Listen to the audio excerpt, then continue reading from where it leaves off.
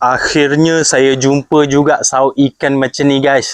Hari tu dekat sungai saya tengok pakcik tu pakai design macam ni. Bila buka macam ni, design dia ni biasa je guys. Saiz besar macam ni. Tapi sebenarnya design dia ni genius tau. Kalau korang nak tutup, korang boleh tutup saiz kecil macam ni. Bila nak guna, korang rentap je macam ni.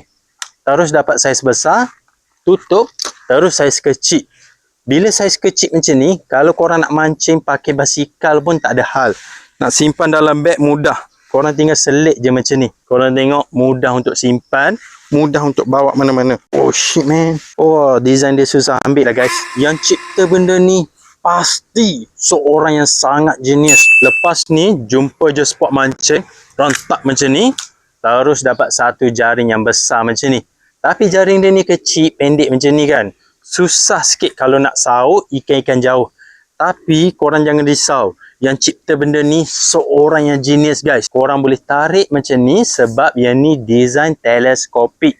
1.7 meter. Panjang tau. Ni baru syok untuk saut ikan jauh. Kalau korang dapat ikan besar, jauh pula pakai jaring ni tak ada hal. Nak bawa pakai basikal, korang tutup balik macam ni. Kap dia punya klip, rentak balik macam ni. Terus jadi saiz kecil macam ni. Simpan dalam beg. Kayuh basikal, terus boleh mancing. Walaupun mana-mana. Saut yang jenis ni saya letak dekat beg kuning. Korang boleh grab sekarang guys. Sebab yang ni selalu habis stok.